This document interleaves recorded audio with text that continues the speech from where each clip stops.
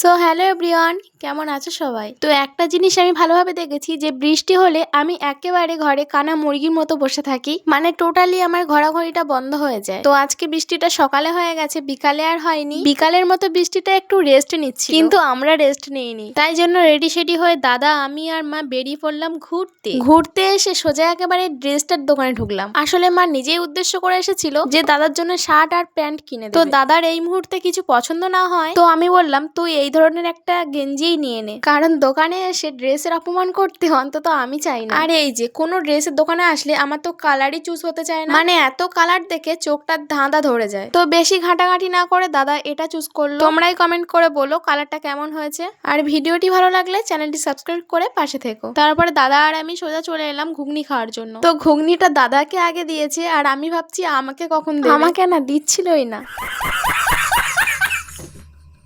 তো ঘুগনিটা খেয়ে বেশি লেট না করে বৃষ্টি আসছিল বলে বাড়িতে যাওয়ার জন্য বেরিয়ে পড়লাম। ঘুগনি খাওয়ার জন্য মাকেও বলেছি, কিন্তু আমার মা ঘুগনি অতটাও পছন্দ করে না। ওই জন্য মা আমাদের সঙ্গে না গিয়ে একটা মুদিখানা দোকানে কিছু জিনিসপত্র কেনাকাটা করছিল। তো সবকিছু কমপ্লিট হওয়ার পরে আমরা বাড়িতে চলে যাচ্ছিলাম। আজ ভিডিওটা এই পর্যন্তই, দেখা হচ্ছে নেক্সট কোনো ভিডিওতে। টাটা।